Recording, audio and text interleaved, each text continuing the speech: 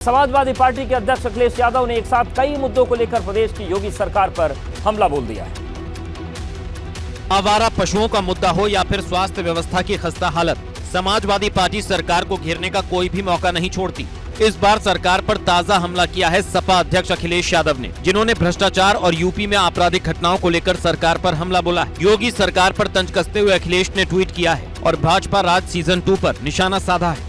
भाजपा और पुलिस की भ्रष्टाचारी सांठगांठ उत्तर प्रदेश में भाजपा राज सीजन 2 की आपराधिक पटकथा लिख रही है, जिसके मुख्य अध्याय हैं फर्जी केस का जाल, वसूली का दबाव, बुलडोजर का डर, अपहरण फिरौती, एनकाउंटर की धमकी, आत्महत्या पर मजबूर करना। भाजपा ने अखिलेश यादव के उठाए सवालों का जवाब दिया है। पूर्व उप मुख्यमंत्री दिनेश शर्मा ने उसी अंदाज में सपा पर हमला बोला है।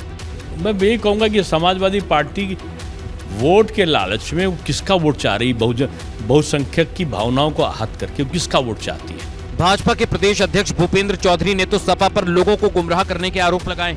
इनके पास केवल लोगों को गुमराह करके, लोगों को भ्रम में पैदा करके अपना चुनावी एजेंडा सेट करने के लिए। यूपी में होने वाले नगर निकाय चुनाव के लिए पक्ष और विपक्ष दोनों एक दूसरे पर बढ़त बनाना चाहते हैं। ऐसे में दोनों पार्टियां एक दूसरे के खिलाफ रणनीति तो बना ही रही हैं। सपा और भाजपा एक दूसरे को घेरने का कोई भी मौका नहीं छोड़ रहे।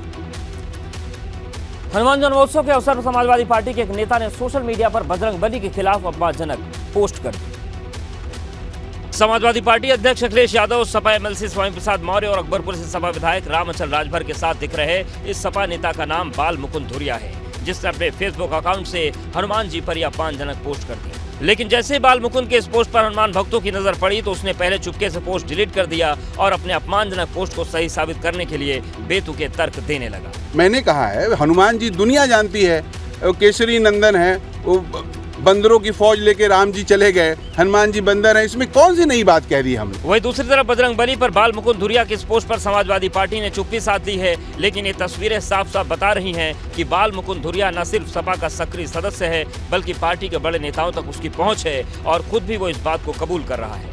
मैं समाजवादी पार्टी में हूँ, विधायक जी से लेकर तमाम लोग, हम अकबरपुर में काम करते हैं, अम्बेडकर नगर में, तो सारे लोग हमारे चीज परिचित हैं, जानकार हैं। मानस विवाद और भगवान राम के अपमान को लेकर सपा पहले से बैकफुट पर है। ऐसे में हनुमान जी पर पार्टी नेता की टिप्पणी सपा के लिए नई मुसीबत बन गई है। यूपी नगर निकाय चुनाव में आरक्षण पर आपत्तियां दाखिल करने का आज आखिरी दिन था। ओबीसी आरक्षण पर सरकार की तरफ से गठित कमीशन की रिपोर्ट के बाद यूपी नगर विकास विभाग की तरफ से आरक्षण की सूची जारी की गई थी। उस पर आपत्तियां दर्ज करवाने की मियाद 6 अप्रैल शाम 6 बजे खत्म हो गई, जिसके पहले समाजवादी पार्टी की तरफ से निकाय चुनाव में आरक्षण पर आपत्ति दाखिल कर दी गई। सपा का कहना है कि निकाय चुनाव में अनुसूचित जाति, अनुसूचित जनजाति और अन्य पिछड़ा वर्ग को आरक्षण से कम सीटें दी गई हैं। सपा का कहना है कि यूपी में कुल 17 मेयर पद पर चुनाव होंगे, जिनमें 27% ओबीसी आरक्षण लागू होता है।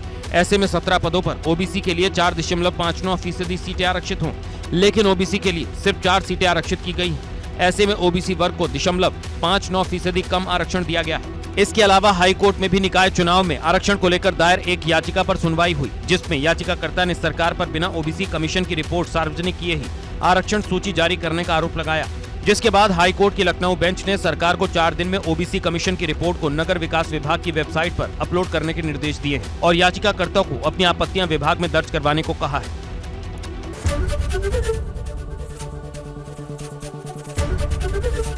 एबीपी गंगा, खबर आपकी, जुबान आपकी।